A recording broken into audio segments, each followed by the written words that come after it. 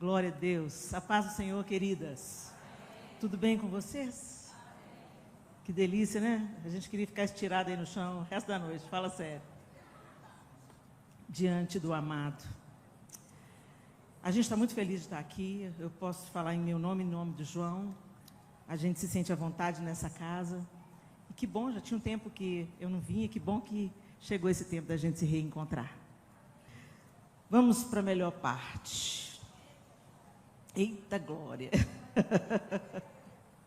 Ô, gente, adornadas. A gente gosta de falar de adorno, né? Mulher gosta. E eu fui no dicionário, porque eu amo fazer isso. Eu fui no dicionário para saber o que o dicionário diz sobre adornar. O que é adornar? Embelezar, fazer com que algo fique atraente, aumentar os conhecimentos, obrigada, querida, aumentar os conhecimentos e as boas qualidades de alguma coisa. E eu gostei disso aqui, ó, aumentar os conhecimentos e as boas qualidades. Aqui no dicionário está de alguma coisa, e eu vou me incluir com vocês. Aumentar em nós, Senhor, os conhecimentos que nós já temos e as boas qualidades que o Senhor já nos entregou. Aumentar, adornar, enfeitar, embelezar, fazer com que algo fique atraente. E a gente, como mulher, a gente explora bem esse mundo visual, principalmente esse que a gente vive agora, né? Se eu mandasse todas vocês fecharem os olhos agora, chegasse com o microfone na boca de uma e falasse, descreve a minha roupa, você ia falar. Se fosse um homem, não. Se fosse um homem, eu acho que está com a camisa preta, eu acho. Se eu pergunto para uma mulher, ela me viu tem 10 minutos, mas ela vai saber direitinho como é que eu estou. Nós somos observadoras, né? E por causa disso que Deus nos deu, a gente enfeita a casa, a gente enfeita a vida, né? Uma vida sem as mulheres seria uma vida cinza e azul marinho, eu tenho certeza. Mas onde uma mulher está, tem cor, tem calor, tem criatividade, né? A gente consegue fazer com pouco, muita coisa boa. E isso foi Deus que nos deu. Às vezes você fala, Helena, comigo não, comigo é meio diferente, eu não tenho jeito nenhum para essas coisas. Mas alguma coisa você faz de bom. Alguma coisa, quando você chega na parada, resolve. Ou é logística, ou é organização, ou é finanças. Onde você chega e põe a mão, é abençoado, prospera. Né? Mas, pensando nisso, eu me lembrei imediatamente de um texto bem conhecido, que está lá em Apocalipse 19, o verso 7 e o verso 8. Apocalipse 19, 7 e 8, diz assim, alegremo-nos, exultemos e demos glória a Ele, porque chegou o momento das bodas do Cordeiro, e sua noiva já se preparou, e foi-lhe permitido vestir-se de linho fino, resplandecente e puro, pois o linho fino são as obras justas dos santos. E eu fiquei pensando nisso, o linho fino. Quando você pensa em linho fino, porque às vezes a gente pega uns linhos que é meio misturado. Eu não sei se vocês já tiveram a oportunidade de pegar num linho que às vezes está misturado com a viscose, ou é uma imitação de linho, e quando você pega uma cambraia de linho, que é o linho mais refinado, mais fino, mais delicado. Eu me lembro que eu ganhei uma camisa de cambraia de linho, viciei. Porque quando a gente coloca a cambraia de linho, está quentão, o vento sopra e você sente o vento na sua pele como se você estivesse sem camisa. Ele é fresco, fresco mesmo. E aí eu fiquei pensando nisso, linho finíssimo, puro, branco, branco, branco, branco. Sem nenhuma manchinha, nenhuma marquinha. E aí o texto fala, foi-lhe permitido vestir-se de linho fino, resplandecente, quer dizer, aquele branco, quando bate a luz, até dói o olho, resplandecente e puro. Pois o linho fino são as obras justas dos santos. E eu fiquei pensando, uau, foi-nos permitido nos adornar com as obras justas dos santos. Como é que anda a nossa justiça? Agora vai comigo lá para Mateus 25.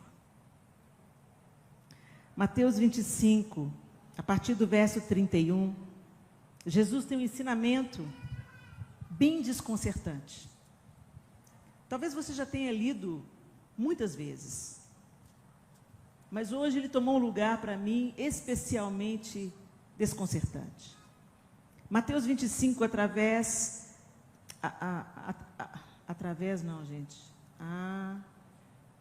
a partir. Gente, desculpa, eu estou tendo uns apagões e eu perco a palavra. Eu acho que eu tive Covid de novo, e aí eu fiquei com, Jesus, vai restaurando. A partir do verso 31. Quando vier o Filho do Homem na sua majestade, todos os anjos com ele, então se assentará no trono da sua glória. E todas as nações serão reunidas em sua presença, e ele separará uns dos outros, como o pastor separa os cabritos e as ovelhas. E porá as ovelhas à sua direita, mas os cabritos à esquerda. Então dirá o rei aos que estiverem à sua direita: vinde, benditos de meu Pai, entrai na posse do reino que vos está preparado desde a fundação do mundo, porque tive fome e me destes de comer, tive sede e me destes de beber, era forasteiro e me hospedastes, estava nu e me vestistes, enfermo e me visitastes, preso e fostes ver-me. Então perguntarão os justos: Senhor, quando foi que te vimos com fome e te demos de comer, ou com sede e te demos de beber? E quando te vimos forasteiro e te hospedamos, ou nu e te vestimos? E quando te vimos enfermo e preso e te fomos visitar? O rei respondendo lhes dirá: em verdade vos afirmo, que sempre que o fizestes a um destes meus pequeninos irmãos, a mim o fizestes.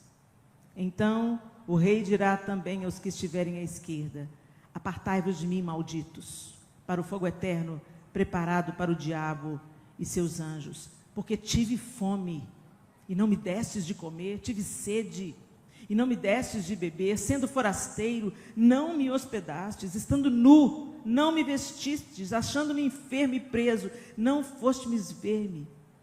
E eles lhe perguntarão: Senhor, quando foi que te vimos com fome, com sede, forasteiro, nu, enfermo ou preso, e não te assistimos? Então lhes responderá: em verdade vos digo, que sempre que o deixastes de fazer a um destes mais pequeninos, a mim o deixastes de fazer. Irão estes para o castigo eterno, porém os justos para a vida eterna. Gente, esse texto não é uma alegoria. Esse texto é preto no branco, claríssimo. Aqui na minha Bíblia, nessa tradução, está em vermelho. Todas as palavras de Jesus que estão destacadas em vermelho. E depois do Sermão da Montanha, em Mateus 5, e o Senhor começa logo após as bem-aventuranças, ele fala assim: olha, vocês são sal, vocês são luz, glorifiquem a Deus através das suas obras, para que os homens, vendo as obras que vocês fazem, glorifiquem a Deus que está no céu.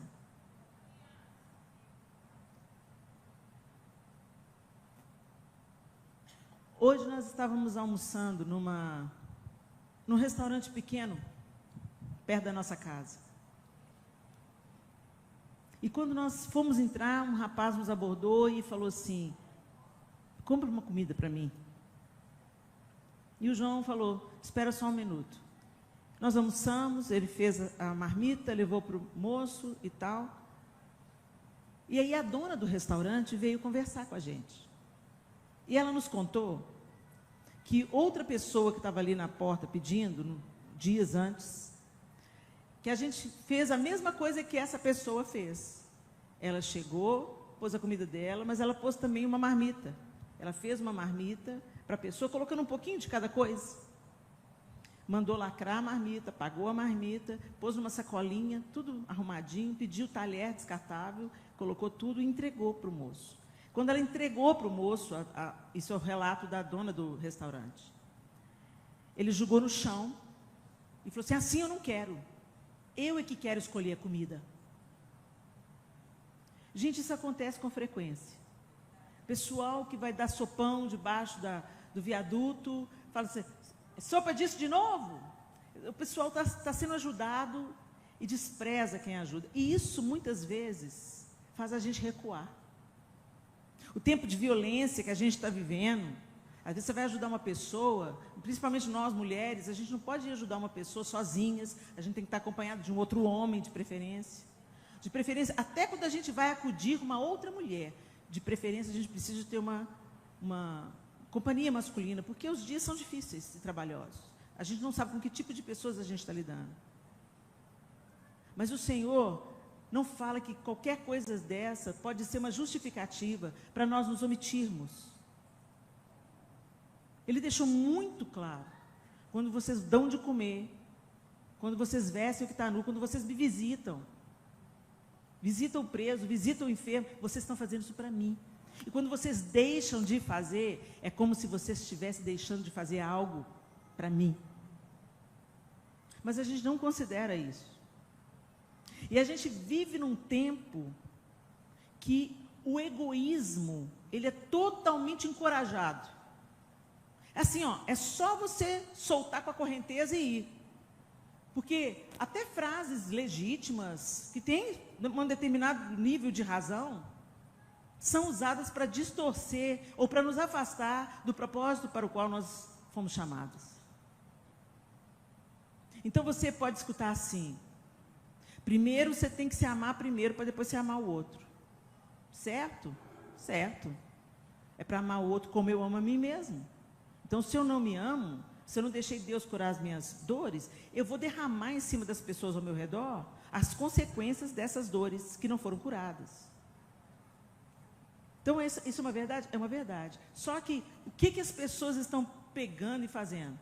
Eu vou pensar em mim primeiro, eu vou me amar primeiro. Se um relacionamento está me dando trabalho, a fila anda. Porque eu mereço é ser feliz.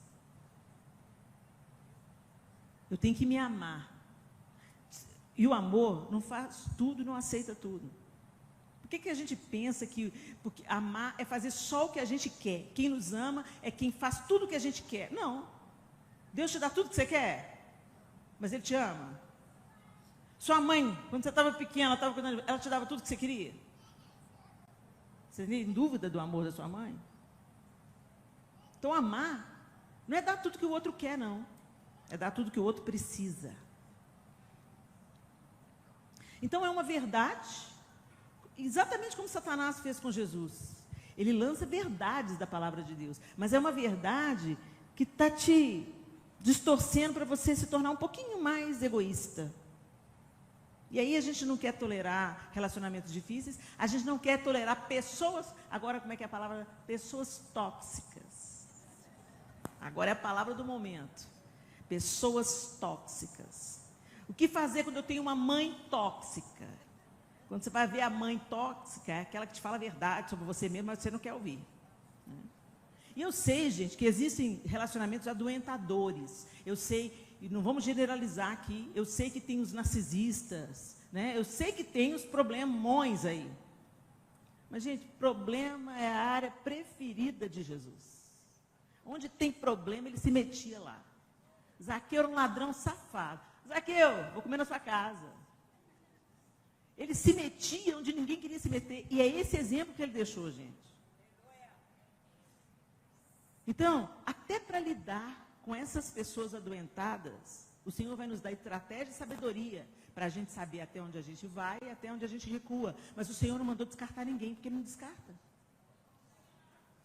Ele não descarta ninguém. Por que a gente acha que a gente pode descartar? Isso é um pensamento, um sistema de pensamento mundano, que nada tem a ver com o cristianismo. Mas se a gente observar bem e honestamente o nosso cristianismo, gente, quais são os atos de justiça que as pessoas que estão ao nosso redor veem?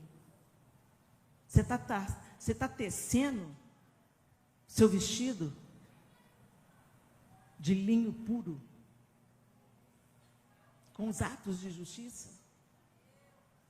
Você está se adornando de pureza e de justiça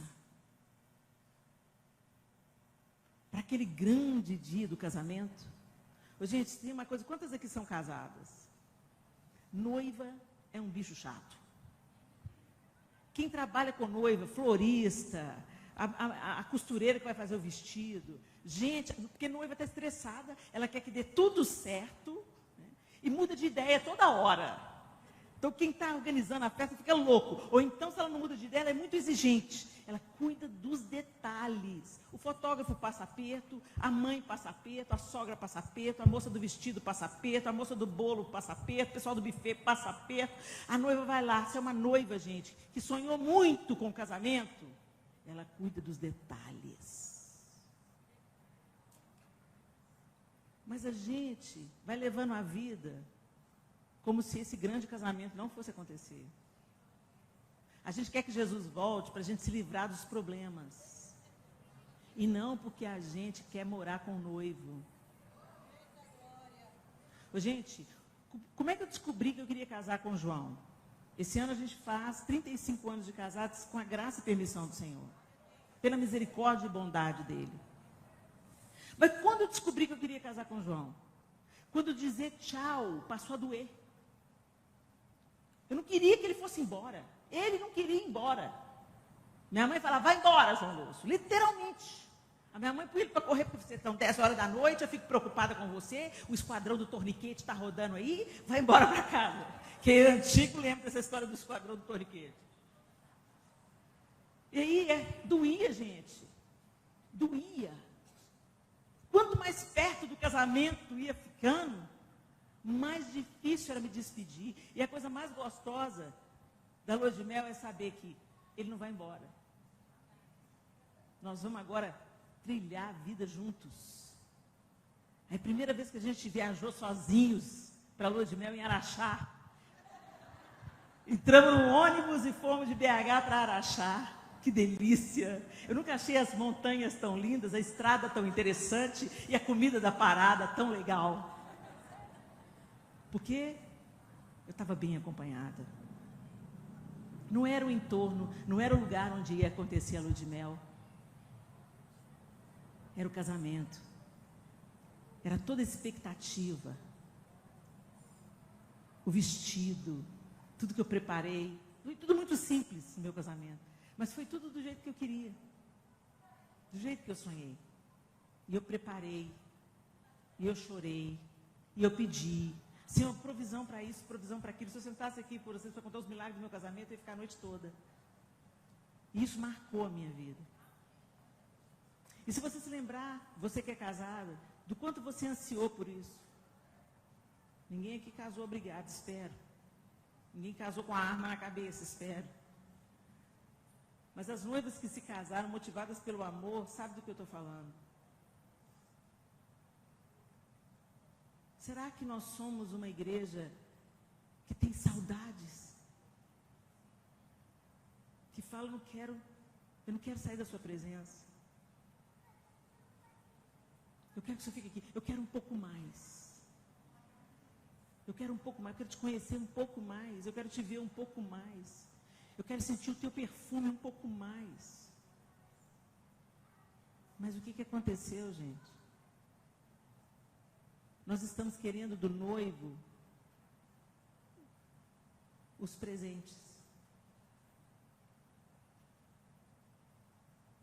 Aquilo que ele tem para nos oferecer. Lady Mel Williams diz, isso não é um casamento, isso é um golpe do baú. É pelo noivo ou por aquilo que ele pode nos oferecer. Nós somos uma igreja materialista.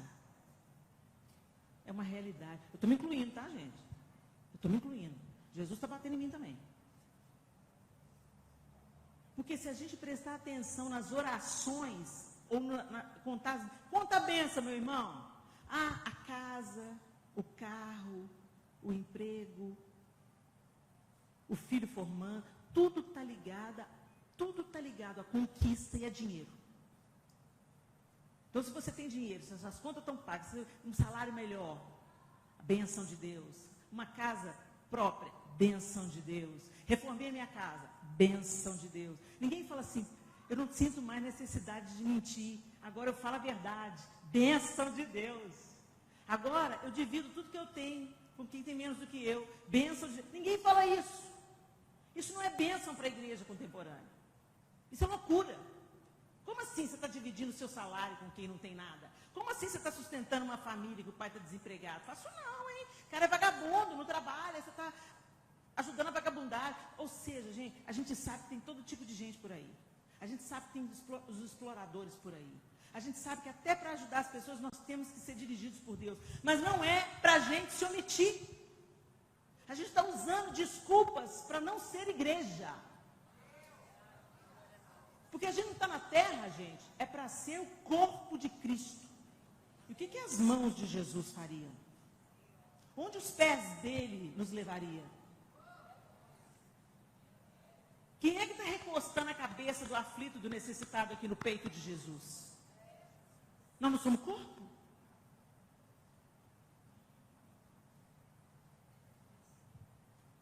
Onde estão as marcas dos cravos? Onde está a igreja que foi crucificada com Cristo? Aqueles 12 caras que foram chamados largaram tudo. Largaram tudo. A Helena, tudo bem, mas era um outro contexto cultural, era um outro tempo, ok. Vou te dar um desconto. O que você está largando por Jesus? O negócio não é que a gente não larga tudo, a gente não larga nada. A gente não larga o celular para ficar com Jesus, a gente não larga a roupa que a gente gosta, porque a gente sabe que aquela roupa, quando a gente veste, ela é sensual, ela é provocativa. Ela não te santifica. Mas você continua usando para testar o seu poder de sedução. A gente não abre mão, gente, das coisas bobas. Eu não vou abrir mão da música do mundo, porque isso não é pecado. Ô, gente, a gente vive muito mais, a gente vai além do que não pecar. A gente quer intimidade. E intimidade são para aqueles que se aproximam. E é impossível nós nos aproximarmos de Jesus e não sermos modificadas por Ele. Então, tem alguma coisa sendo evidenciada aqui. Nós cremos que vai existir o grande casamento. Nós cremos na vinda do noivo. Nós cremos da promessa do Senhor. A Nova Jerusalém vai descer dos céus. O eterno vai invadir o temporal. Todo olho verá, toda língua confessará. Quem quer confessar e quem não quer confessar. A boca vai falar, Ele é o Filho de Deus. E Ele enxugará dos olhos toda lágrima. A morte não mais existirá. Quando a gente lê isso, a gente dá glória a Deus. A gente fica animada. Mas o Senhor quer que a gente fique muito mais que animada. O Senhor nos quer posicionadas. Amadurecidas para o casamento. Jesus não vem buscar uma noiva infantilizada. Imatura. Mimizenta. Egoísta. E eu quero te dizer, a noiva está se adornando. Não é que você ficar dentro da igreja te faz noiva, não. Não é você ter sido batizado, fazer missões que te faz noiva, não. Quando Jesus fala com aqueles apartados dele, fala, eu não te conheço. Mas Senhor, em teu nome eu profetizei. Em teu nome eu curei enfermos. Eu expeli demônios. Não está falando, eu tentei expelir demônios. Eu expeli demônios. Então não é o que você faz para Deus.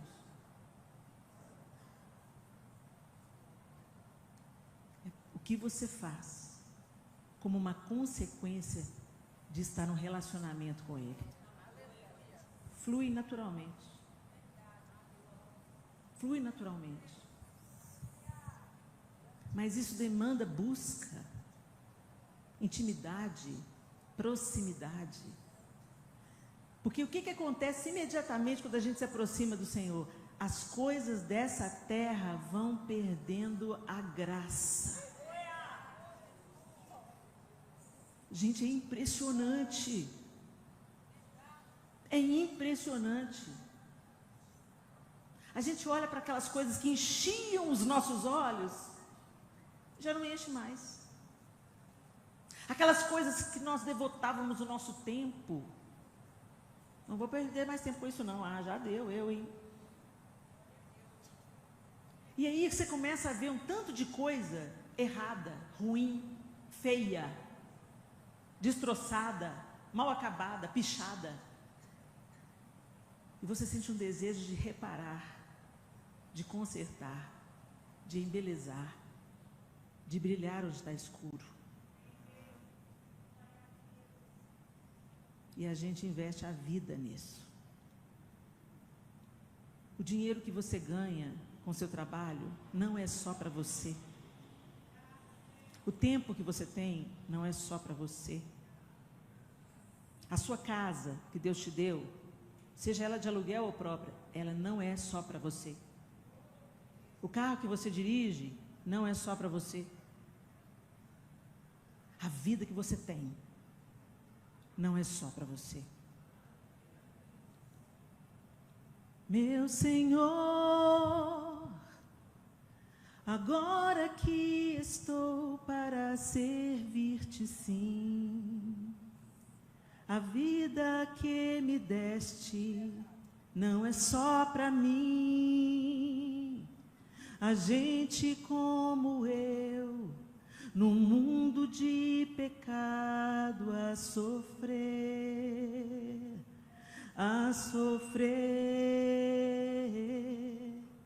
meu Senhor,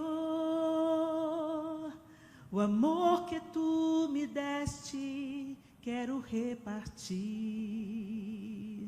A criação se perde, pois não quero ouvir falar. Quem quer hoje ajudar, quem quer hoje ajudar, vidas a salvar,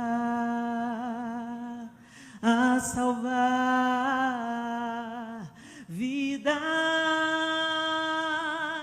a salvar, a vidas a salvar, vidas a salvar, vidas a salvar, a vidas a salvar.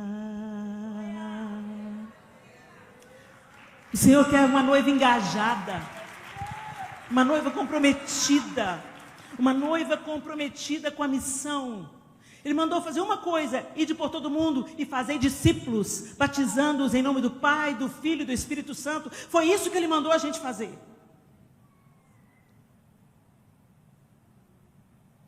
E para fazer discípulos, você tem que ser gente. Ninguém faz discípulos entregando folheto. Ninguém faz discípulos falando, Jesus te ama. Ninguém faz discípulos dando uma cesta básica em troca de vai no culto na igreja. Não, gente, quando a gente dá a cesta básica, a gente dá a cesta básica. Se a pessoa vai na igreja, isso é a obra do Espírito, não é minha obra nem a sua obra.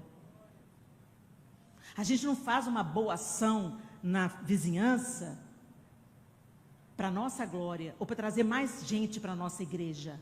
Essa motivação é errada. A gente faz porque Jesus faria se estivesse no nosso lugar. A gente faz porque é isso que o noivo faria. E eu estou caminhando na mesma direção que o noivo. Eu estou caminhando junto com ele. Então eu me engajo com aquilo que ele se engaja. Eu amo aquilo que ele ama. E a palavra de Deus, gente, está recheada, mas esse texto de Mateus, ele me pegou em cheio. Qual foi a última vez, gente, que a gente se comprometeu com uma pessoa? Ok, talvez você não dê conta de fazer tudo isso. Talvez você não dê conta de visitar alguém no presídio. Talvez você não dê conta de vestir alguém que está nu. Mas, gente, sempre a gente pode fazer alguma coisa. Sempre está no nosso alcance fazer alguma coisa. Sempre está no nosso alcance tirar da gente e dar para o outro. Às vezes você tem 100 pares de sapato. E a sua irmã que está com o marido desempregado há 2 anos, está vindo com o mesmo sapato que agora já está até estragando na igreja e você nem percebe.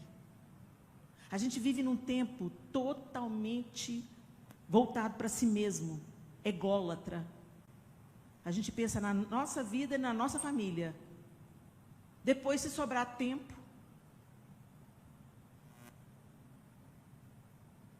quando a gente vai doar alguma coisa, doa o que está velho, doa o que está sujo, doa o que está rasgado. Não doe o que você não usaria. Lixo vai para o lixo. Ah, Helena, mas para mim não serve mais, mas para alguém pode servir. Ok, pode servir? Então vê se está tudo costuradinho, se não tiver costura. Vê se está limpinho, se não tiver lava. Põe amaciante. Dignidade. Escuta as pessoas. Tem gente que não tiraria a própria vida se a gente só ouvisse. Há pouco tempo a gente viu no Brasil uma movimentação, se eu não estou enganada, no Rio Grande do Norte, de uma ponte onde as pessoas pulavam da ponte. O número de suicídios naquela ponte era absurdo. O que a igreja fez? Não sei a placa dela, não sei que nome de igreja. A igreja de Jesus subiu a ponte. E se revezavam em plantão. Não tinha mais jeito de morrer gente ali. E quando a pessoa vinha para se matar, recebia consolo, recebia ouvidoria, e muitos entregavam a vida para Jesus. É isso que o Senhor quer fazer. O Senhor não perdeu o poder, Ele não perdeu a autoridade. Nós é que mudamos. Nós nos distanciamos. Nós estamos nos deixando distrair por esse século. Achando que bênção é coisa material. Gente, coisa material vai ficar aí. Se amanhã, ou se daqui a algumas horas, uma veiazinha estourar aqui na minha cabeça, tudo que eu não tenho mais poder de decisão sobre nada. Vão dar os meus livros preferidos, as minhas roupas preferidas. Vão mudar a casa do jeito que querem. Por que a gente se apega àquilo que a gente tem que largar? Entendo largar, estou falando para você abandonar a sua casa, para você deixar de cuidar das suas coisas. Não é isso que eu estou falando, não. Aquilo não pode tomar o seu coração. Quando você cuida da sua casa, você tem que pensar, eu estou cuidando dessa casa para servir o meu marido, para servir os meus filhos, para acolher as minhas amigas que estão passando dificuldade, para hospedar o missionário que não tem onde ficar.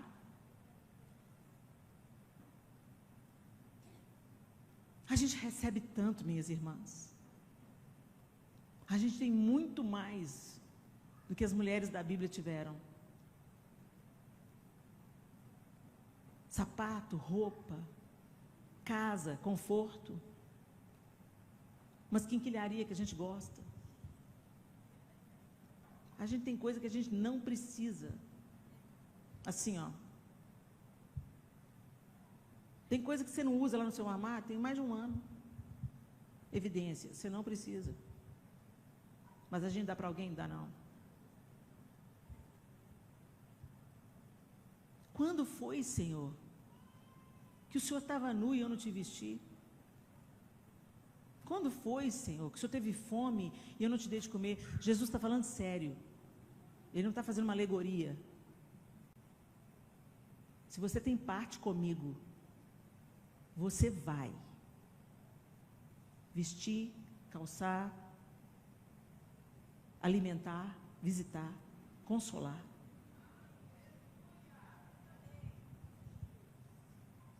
Ô Senhor, nos ajuda. Nos ajuda, Senhor. Nos ajuda, porque a gente ficou muito egoísta. Na carta aos Gálatas, o apóstolo Paulo fala assim no capítulo 6. Assim, enquanto temos oportunidade, façamos o bem a todos, principalmente aos da família da fé. Tem gente aqui dentro da igreja que precisa de acolhimento. Tem gente aqui dentro da igreja que precisa de oportunidade de emprego. Tem gente aqui dentro da igreja que não tem força, que precisa que você vá lá fazer uma faxina na casa dela, porque ela está em depressão, não consegue sair da cama. Tem gente aqui na igreja que está com os meninos pequenos, está quase enlouquecendo, porque não tem rede de apoio. Será que alguém pode dar um pouquinho do seu tempo? Gente, tecer essa veste, nos adornar para as bodas, é urgente. Porque muito do que o mundo está falando sobre a igreja, mal, é verdade. Porque a igreja instituição, ela está escondendo a igreja noiva. Porque o que dá ibope é escândalo. Agora, se a igreja começa a se engajar, cuidando uns dos outros, o pastor tem que cuidar de todo mundo, não, cuida um do outro. O pastor tem que me visitar. Não, vai você. O pastor tem que ir lá visitar minha mãe, vai você visitar. Pede uma outra amiga para ir com você. A gente sempre quer que o pastor faça alguma coisa, o evangelista faça alguma coisa, o profeta faça alguma coisa. Faça você. O Senhor nos convoca. Alguma coisa está te incomodando?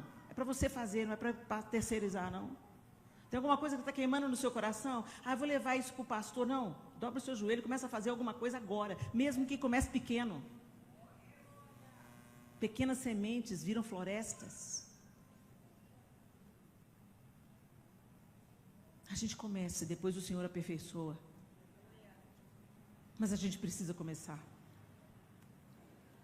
Tiago, na sua carta contundente, no capítulo 2, no verso 15 e 17, se um irmão ou irmã estiverem necessitados de roupas e do alimento de cada dia, e algum de vós lhes disser, ide em paz, aquecei-vos e saciai-vos, e não lhes derdes as coisas necessárias para o corpo, que vantagem há nisso? Assim também a fé por si mesma é morta, se não tiver obras. Os crentes assumiram o seguinte, não, o pessoal aí que faz muita caridade é porque espera a salvação disso. A gente não precisa disso, porque a gente já entendeu que salvação é pela graça, mediante a fé. Não vem de nós, é dom de Deus, para que ninguém se glorie. Ainda usa a Bíblia para justificar a nossa picaretagem, a nossa omissão. Esquece esse verso. Se nós cremos, se nós caminhamos com Jesus, e se nós estamos nos adornando para a volta do Senhor, atos de justiça fazem parte da nossa vida. A igreja não pode esperar do governo o que ela tem que fazer. A nossa parte é brilhar a luz de Jesus, é ser sal. E sabe uma característica do sal? Quando você tira o sal da comida, faz falta ou não? Agora, quando você põe sal na comida, você já ouviu alguém falando, que sal maravilhoso. A pessoa nem lembra do sal na comida. Esse aí é o nosso papel. A gente tem que fazer, sabe, ficar fazendo vistas. Vou fazer uma boa obra ali, postar no Instagram. Se a mão direita faz, que a outra esqueça. Se o Senhor quiser fazer o que você está fazendo conhecido, Ele vai fazer conhecido. E é para glorificar o nome dEle também, não é para glorificar o seu, não. Até na maneira que a gente está ajudando, gente. A gente está tecendo linho vagabundo aí. A gente está misturando viscose com linho. E a veste da noiva é de linho puro, resplandecente. Não tem mistura. Não tem alguma coisa para baratear. Vai custar. Vai custar seu tempo, vai custar seu dom, seu talento. Tem um tanto de gente que quer, eu quero gravar uma música. Dá uma oportunidade. Eu tenho um dom. Vai cantar no hospital. Vai cantar no asilo para os velhinhos que ninguém nem visita. Faça alguma coisa.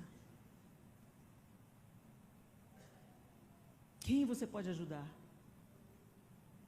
Quem quer hoje ajudar? E por causa disso, gente, porque nós nos distanciamos dos atos de justiça, nós estamos adoecendo. Porque nós fomos forjadas para isso. O Senhor nos chamou para isso, o Senhor nos comprou para isso, o Senhor nos convenceu para isso. E quando a gente não cumpre isso, a gente vai ficando mais egoísta, vai retendo mais as coisas, e quanto mais a gente tem, mais insatisfeita a gente fica. Eu estava ali lembrando com o João, porque na época da minha adolescência eu vim muito à Contagem, com o Impacto Evangelístico, com um grupo de teatro da Peniel, que eu fazia parte daquela igreja. A gente estava sempre por aqui, então quando eu venho aqui em Contagem, tem aquela avalanche de memórias. E eu me lembro como eu vivia com tão pouco. As roupas que eu tinha, eu herdava do meu irmão, homem. Eu tenho 2 irmãos mais velhos. A roupa do Chan, Alexandre, eu herdava, customizava. Para eu comprar um tecido para a costureira fazer o vestido, eu ia a pé para o colégio, ficava sem merendar, para poupar o dinheiro da passagem. Eu tinha tão pouco, mas eu era tão feliz, tão satisfeita, tão alegre, tão para cima. Andava de ônibus, não tinha tempo ruim.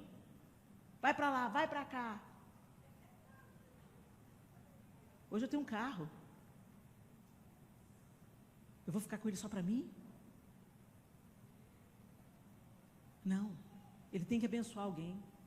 Ele tem que dar carona para alguém. Ele tem que buscar um missionário ali. Ele tem que ir no aeroporto, pegar a gente que está chegando, levar a gente na rodoviária, pegar a gente na rodoviária. Ele tem que servir aos meus pais, tem que servir aos meus irmãos, tem que servir aos meus vizinhos, se eles precisarem.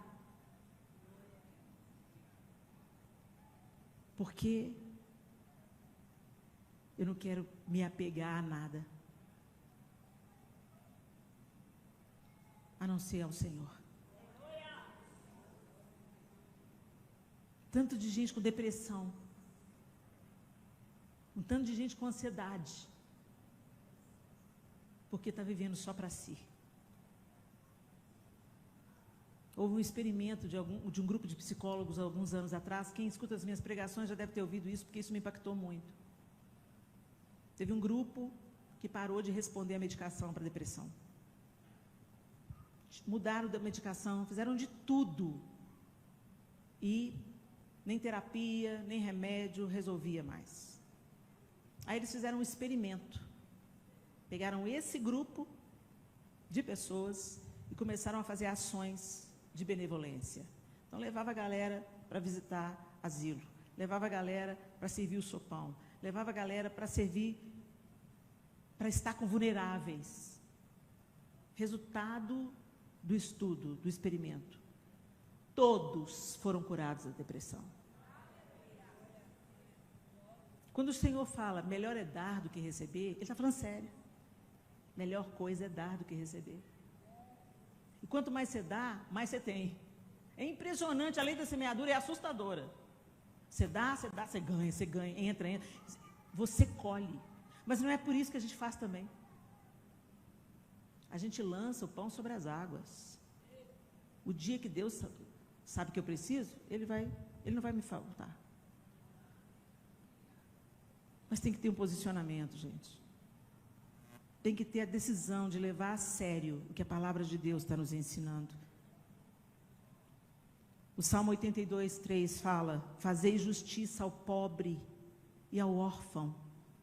Procedei com retidão para com o aflito e o desamparado. Livrai o pobre e o necessitado. Livrai-os das mãos dos ímpios. Como é que você trata a sua empregada doméstica? Você tem uma faxineira? Como é que você trata ela? Ela come à mesa com você, com a sua família? Ou come escondida na cozinha? Ela come a mesma coisa que você come? Ou come os restos que estavam na geladeira desde anteontem? A gente às vezes critica as pessoas que estão no alto escalão. Mas nós temos falhado com as coisas pequenas. Olhe as pessoas como Jesus olha, faça a elas como Jesus faria. Seja Jesus na vida delas. As pessoas que passam no seu caminho, elas não passam à toa. Deus está te entregando essas pessoas para você deixar na vida delas um perfume, uma marca e não uma mancha. Tem gente que passa pela nossa vida e sai manchado. Mas tem gente que passa pela nossa vida e sai marcado com perfume. O cheiro de Jesus, ó. Tem umas pessoas que eu conheço que eu falo, Jesus, o Senhor veio na minha casa. Não foi fulano, não. O Senhor veio na minha casa e cozinhou para mim. Literalmente, eu troquei de lugar com Jesus. Eu tive fome e o Senhor foi na minha casa cozinhar para mim. É isso que o Senhor quer que a gente seja. Que a gente se adorne de justiça, pureza, santidade.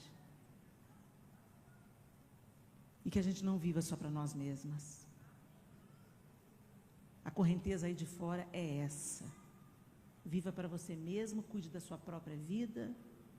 Ninguém quer o seu conselho, ninguém quer a sua opinião.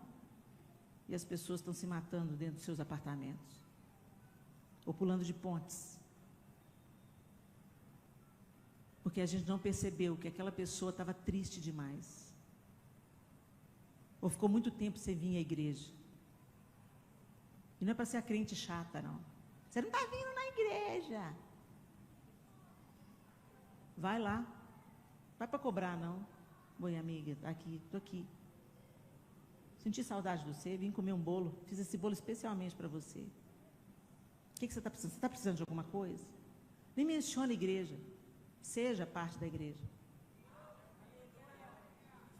Seja o braço da igreja. Seja a mão da igreja.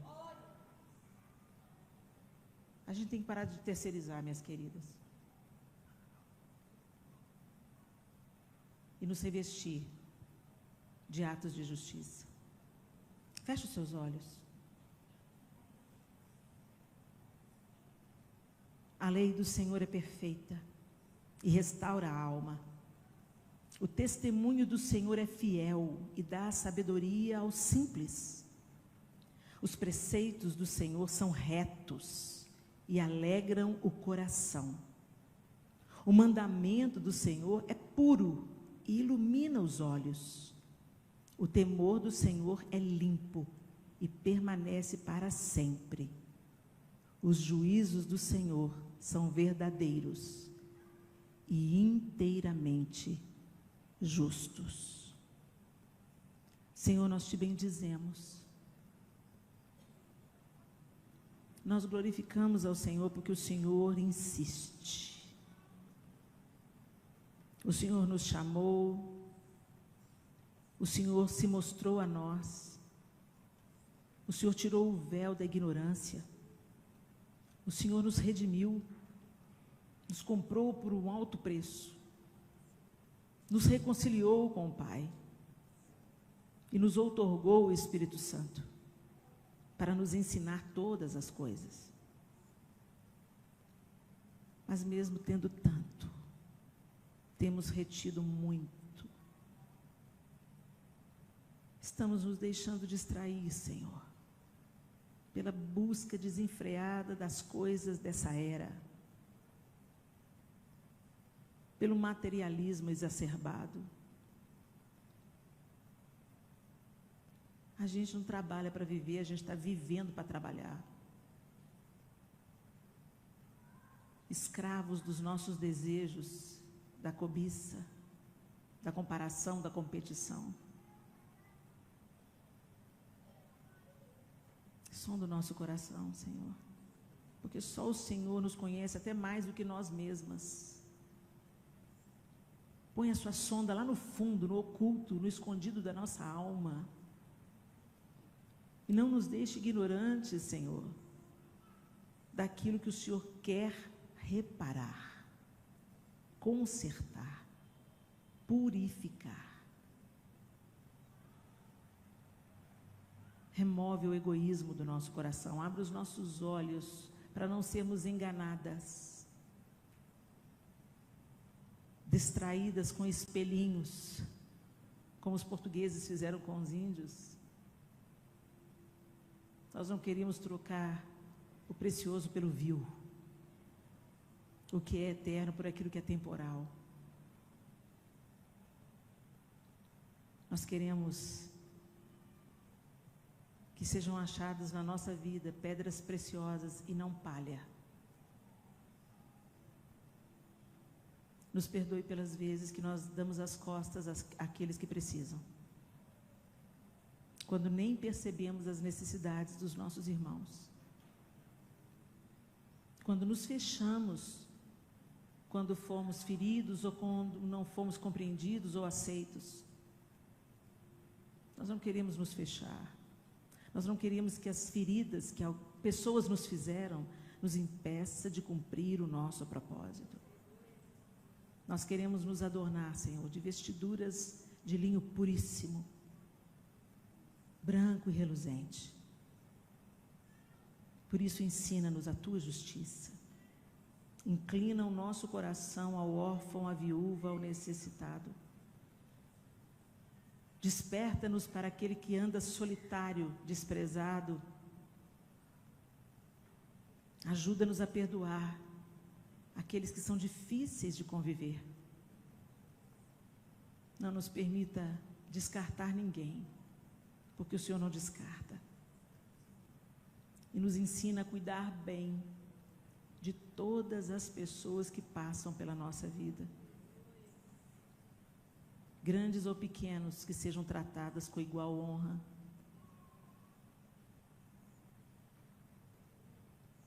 Que a retidão do Senhor seja implantada nos nossos corações, porque a nossa justiça, ela é como trapo de imundície. Mas os teus caminhos são perfeitos. Como disse o salmista no Salmo 119, nós oramos, Senhor, tira os nossos olhos das coisas inúteis e faz-nos caminhar no caminho que traçaste. Em nome de Jesus. Amém. E amém. Que Deus abençoe vocês, irmãos.